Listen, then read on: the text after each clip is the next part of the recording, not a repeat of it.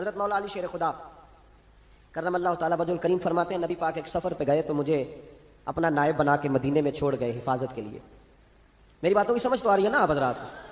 حضور مجھے چھوڑ گئے. کہتے ہیں میرے پاس مال غنیمت کے تھوڑے سے پیسے تھے, میں سونے کا ایک ہار لایا, ایک لاکٹ لایا, سیدہ فاطمہ کو تحفہ دیا پہلی دفعہ, سونے کا ہار انہوں نے پہن لیا. نبی پاک علیہ السلام کا طریقہ مبارکہ یہ تھا کہ حضور جب سفر پہ جاتے تھے تو سب سے آخر میں سیدہ فاطمہ کے گھر جاتے, اور جب واپس آتے تو سب سے پہلے آتے, سب سے پہلے. حضرت علی کہتے ہیں ایک قاصد آیا, اس نے آ کے بتایا کہ کل نبی پاک واپس آ جائیں گے. سیدہ فاطمہ بڑے دنوں سے انتظار کر رہی تھی کہ حضور آئے نہیں, اتنے دن ہو گئے. جب جا کے بتایا نا کہ کل حضور آئیں گے تو کہتے سیدہ نے صبح سے صفائیاں شروع کر دی, کھانا پکایا اپنے محبوب کے لیے, حضور کے لیے بہترین کھانا بنایا اور بہت ساری تیاری کی. کہتے ہیں حضور آئے حسب روایت حسب عادت, وہی مبارک عادت جو محبوب کی ہمیشہ سے تھی. نبی پاک آئے, پہلا قدم سیدہ فاطمہ کے گھر میں رکھا, السلام علیکم کہا, اور سیدہ نے وعلیکم کہا تو حضور نے ان کا چہرہ دیکھا تو واپس چلے گئے. حضرت فاطمہ رونے لگ گئی. مولا علی شیر خدا کہتے ہیں میں گھر آیا تو بی بی صاحبہ زاروں قطار رو رہی. فاطمہ کیا ہوا؟ کہا علی پتہ نہیں, حضور سلام لیا واپس چلے گئے, ایسا کبھی ہوا ہی نہیں, پتہ تو کریں. شیر خدا کہتے ہیں میں مسجد میں گیا تو نبی پاک بھی ایک کونے میں بیٹھ کے رو رہے. میں نے کہا یا رسول اللہ آپ یہاں رو رہے ہیں, فاطمہ وہاں رو رہی ہے, بات کیا ہے؟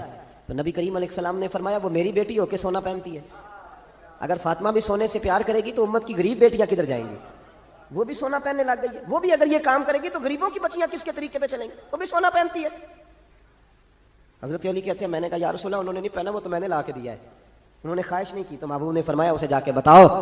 حضرت فاطمہ الزہرا رضی اللہ تعالی عنہا کو جا کر کے بتایا گیا کہ محبوب پاک تو اس بات سے آپ سے ناراض ہیں. حضرت فاطمہ نے اسی وقت سونا اتارا, کہا علی جو مدینے میں سب سے غریب گھر ہے اسے دے آ جا کے. بھائی نبی پاک نے انہیں سادگی میں رہنا, پاکیزگی میں رہنا سکھایا, انہیں حسن سکھایا, انہیں عبادت سکھائی.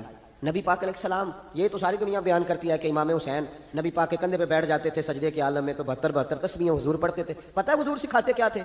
نبی پاک امام حسین کو سجدہ کرنا سکھا رہے تھے. حضور سجدہ کرنا سکھا رہے تھے, سجدہ کرنا. پورے کربلا کے واقعے میں کسی جگہ بھی امام حسن اور امام حسین نے کسی ایک مقام پہ بھی یزیدیوں سے کوئی مطالبہ نہیں کیا, کوئی بات نہیں منوائی, کہا جو تمہاری مرضی. ایک بات صرف کی, ایک گزارش, توجہ ہے میری بات پر, ایک بات صرف کی, ایک مطالبہ رکھا.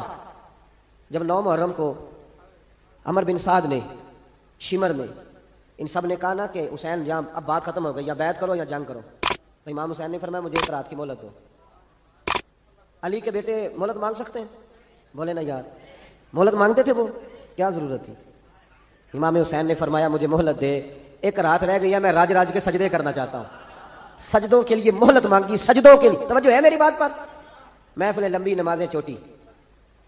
24 گھنٹے آپ کسی کو بٹھا لیں, باہر وہ بیٹھا رہے گا, گپے لگائیں, نماز کا ٹائم ہوگا تو پتہ نہیں کیا ہو جاتا ہے, لوگوں دوڑ گئے, اوہ نماز پڑھنی پڑ جائے گی.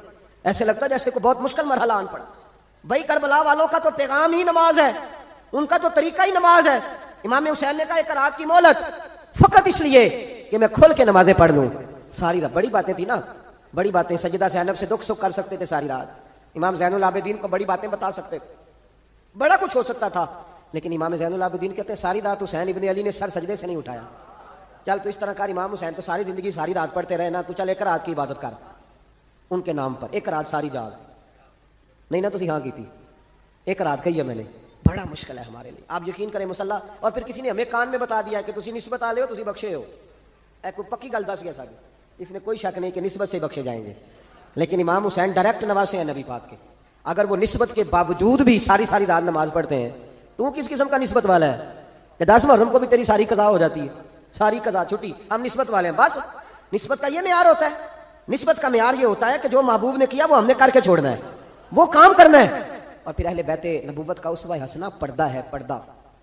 بڑی گمراہی آ گئی ہے امت میں. اب جو بچی MA MBA کر لیتی ہے, وہ سب سے پہلے یہ مطالبہ کرتی ہے کہ ہمارے حقوق برابر کے. اسلام نے عورت کو برابر کے حقوق نہیں دیے, عزت والے حقوق دیے. کون سے حقوق دیے بولیے؟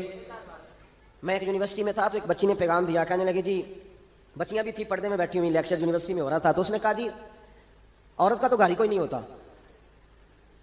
عورت کا تو گھر ہی کوئی نہیں, تو ہم کدھر جائیں؟ میں نے کہا چلیں ادیبانہ انداز میں یہ بات درست ہے, لیکن حکیمانہ انداز میں درست نہیں.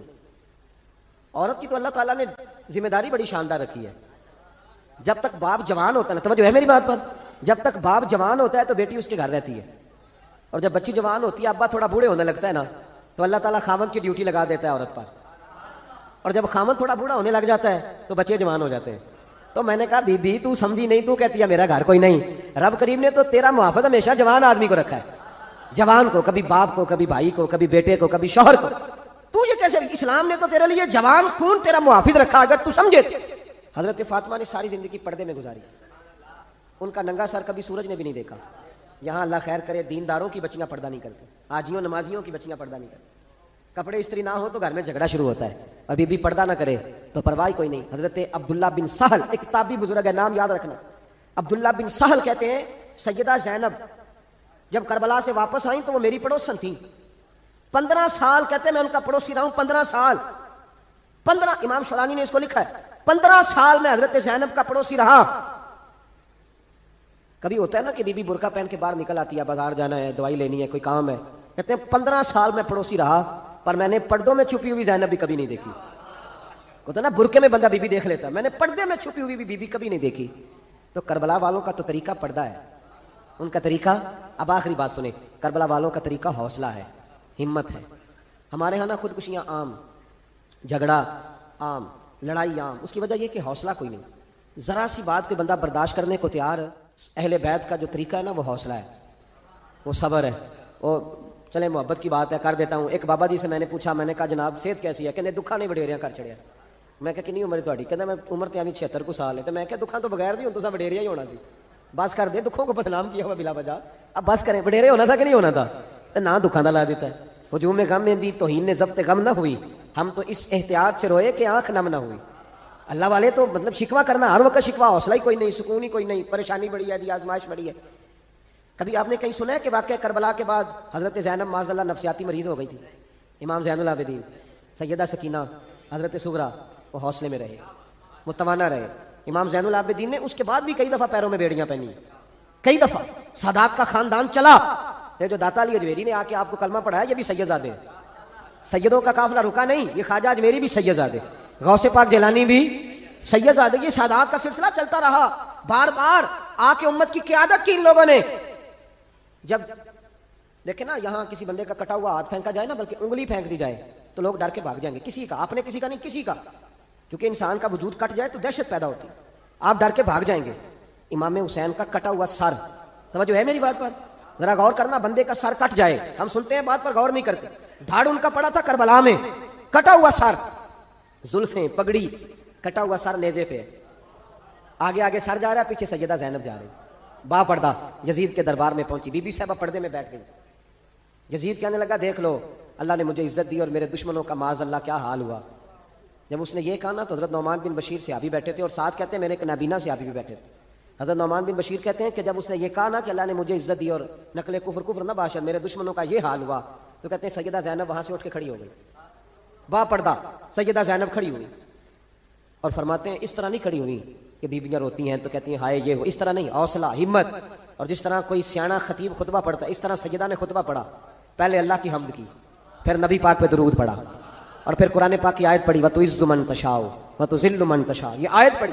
کہتے ہیں سجدہ کی آواز میں وہ روب تھا، وہ گرج تھی، وہ وقار تھا، وہ اطمینان تھا کہ وہ نابینا سے ابھی میرا گھٹنا ہلا کے کہنے لگے نعمان علی آ گئے ہیں دربار میں، علی آ گئے ہیں، جبریل امی بول رہے ہوں جیسے، حکمت کے گوہر رول رہے ہوں جیسے، دربار دمشق میں بی بی زینب کا خطاب منبر پہ علی بول رہے ہوں جیسے۔ کہا یہ تو حضرت علی کی آواز، علی آ گئے کیا، علی آ گئے۔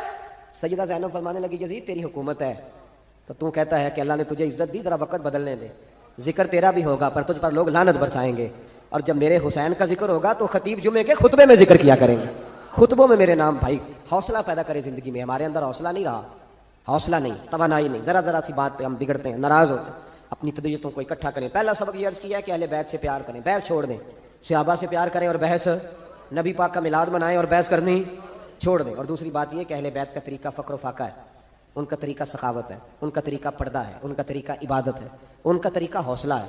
حوصلہ مند زندگی گزاریں، توانائی والی زندگی گزاریں۔